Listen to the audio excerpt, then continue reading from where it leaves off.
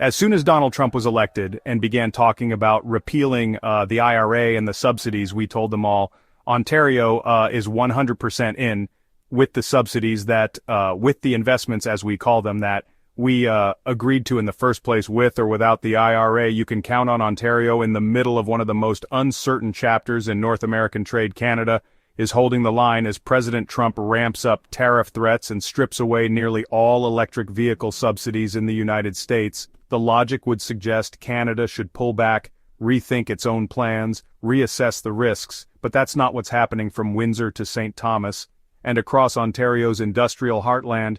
Canada is doubling down. Its electric vehicle strategy isn't just surviving the pressure. It's becoming a symbol of economic sovereignty. Path to a possible deal is riddled with uncertainty and on top of tariffs. U.S. President Donald Trump's Big Beautiful Bill leaves some big unanswered questions about the future of electric vehicles in Canada last week.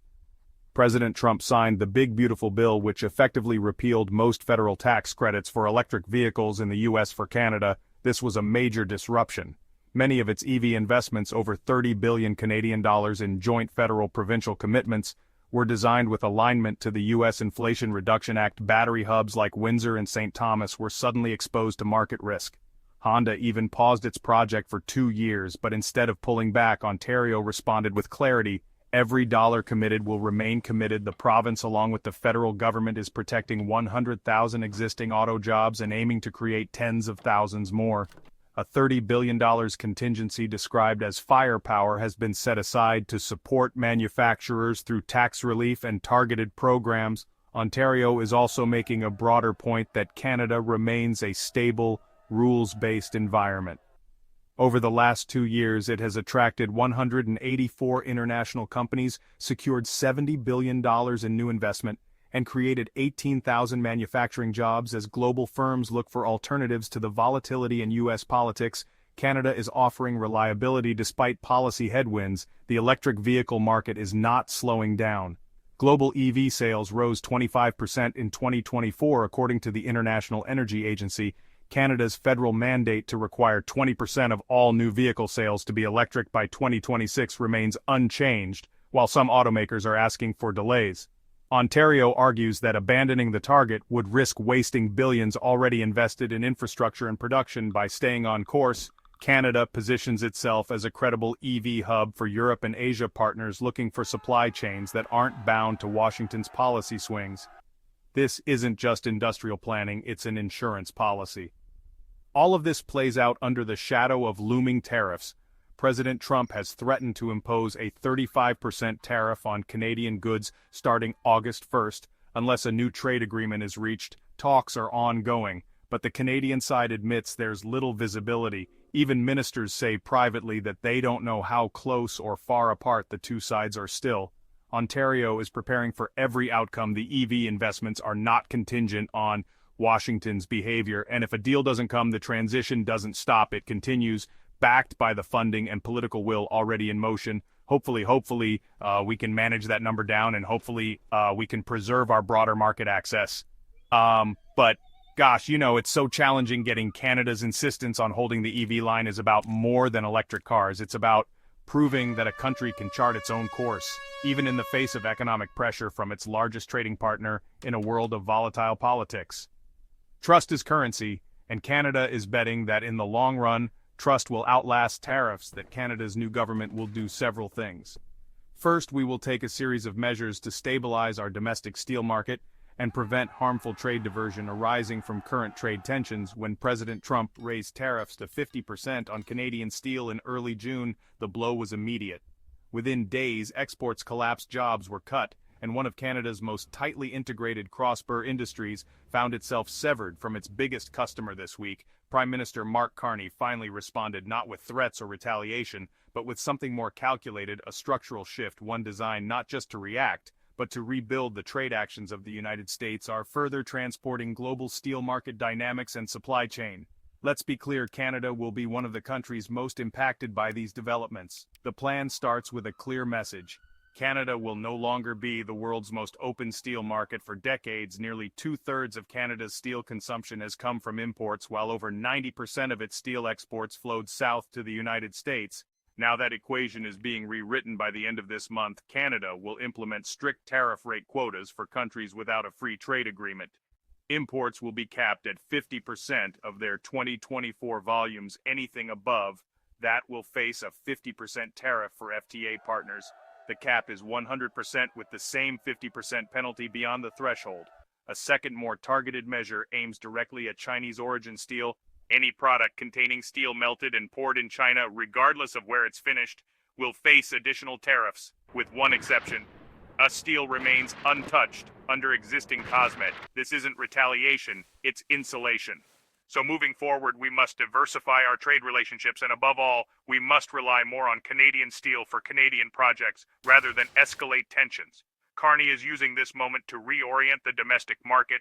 That means investing, not just protecting. The federal government will inject $1 billion through the Strategic Innovation Fund. This money is earmarked for Canadian steel producers to modernize equipment, produce higher value products, and fill the gaps left by lost U.S. contracts to support workers directly. $70 million will be funneled through labor market development agreements covering training and income assistance for up to 10,000 steel employees. An additional $150 million in regional support will be prioritized for steel-producing communities alongside expanded loan access for mid-sized firms, lowering entry requirements, cutting interest rates, and extending loan terms from 5 to 7 years. But perhaps the most transformative change is in federal procurement going forward. Government contractors will be required to use Canadian steel in major infrastructure, housing, and defense projects, from shipyards to bridges. The steel that builds Canada will now come from within. All of this unfolds in the shadow of Trump's tariff threats. Canada's position is precarious. A 35% blanket tariff on all Canadian goods is scheduled to begin August 1st, unless a bilateral deal is reached first. And yet Ottawa has not retaliated. Instead, it's holding the door open, keeping tariffs off U.S. steel for now, while maintaining strategic leverage elsewhere. Digital services taxes have been paused. Canada has engaged in fentanyl coordination. Every move is part of a broader strategy to stay at the table without appearing weak. Though the Prime Minister has acknowledged that no country has secured a deal with the U.S. free of tariffs under this administration, his approach suggests a pivot. The focus now is not on removing tariffs entirely, but shaping where and how they apply. The likely target is a reduced selective rate, 8% to 10% instead of 35%, with carve-outs for essential sectors like autos, energy, and metals. Say we will continue to do business with the U.S., that's above the year, but we will also work with new partners or partners that we have not developed.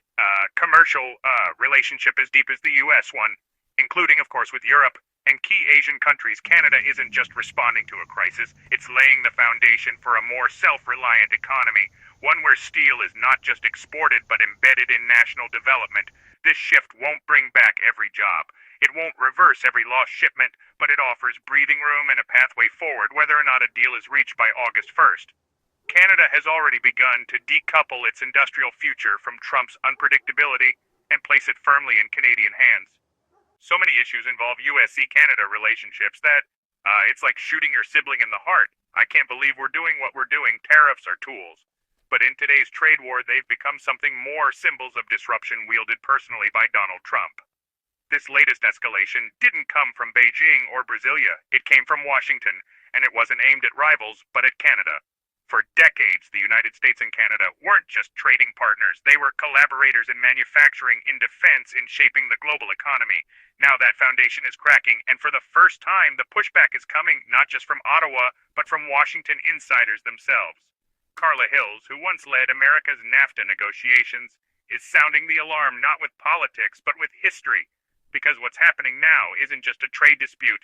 It's a breakdown triggered by Trump, but felt across borders. You make of Trump issuing this tariff threat in the middle of trade talks. Things look to be going in the right direction. It seems like there was some positive signals being sent. Now he's just dumped this on us. Trump's tariff first approach has left allies scrambling, and among those most concerned are the very people who once helped build the North American trading system.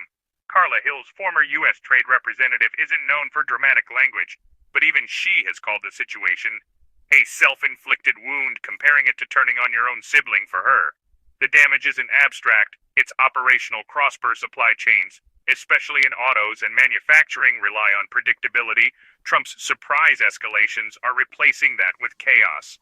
Planning has become guesswork. From small businesses in Michigan to parts manufacturers in Ontario. Firms are holding back on hiring, investing, and signing long-term contracts, and the economic toll is measurable. A Yale study in July 2025 projected the disruption could cut Canada's GDP by 1% and cost American households over $2,500 annually due to inflation. Trump promised control. What businesses got was confusion. What I wanted to emphasize today is, as minister in charge of industries and of the economy, is we are not alone in this world. We need to be closer to our allies instead of reacting emotionally. Canada is shifting strategically and sending a message that it won't wait for Trump's mood to change. Just weeks before the latest escalation, Prime Minister Carney signed a new agreement with the European Union, more than a trade deal. It includes coordination on industrial policy, defense, and strategic industries. This wasn't a press stunt. It was a pivot, and while Carney keeps negotiations, Private Industry Minister Melanie Joly has taken the lead in economic diplomacy. Her approach is quiet but pointed. Canada is protecting jobs not through retaliation, but through realignment. Under CCTA, trade with the EU continues to expand, and Joly is working to accelerate full ratification across Europe, even as 10 member states have yet to finalize the agreement. Her message is simple: Trump may be closing doors, but Canada is opening others. The longer Trump leans into unpredictability, the more Canada leans out. What began as a dispute is fast becoming a divorce.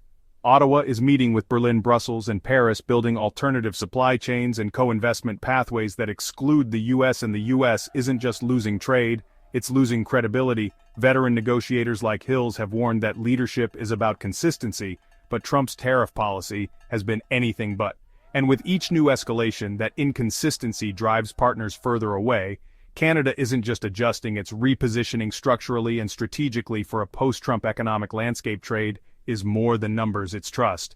And once that trust is broken through chaos, threats, or shifting rules, rebuilding it isn't simple. Trump may see tariffs as leverage, but his former allies now see them as warnings. Canada is adapting, Europe is welcoming, and if this trend holds, Trump's greatest legacy may not be manufacturing revival, but the fragmentation of a continent-spanning alliance. If you found this analysis valuable, comment below with your thoughts, subscribe for more urgent geopolitical updates, and hit the bell so you never miss a critical moment. Your voice matters in this global conversation.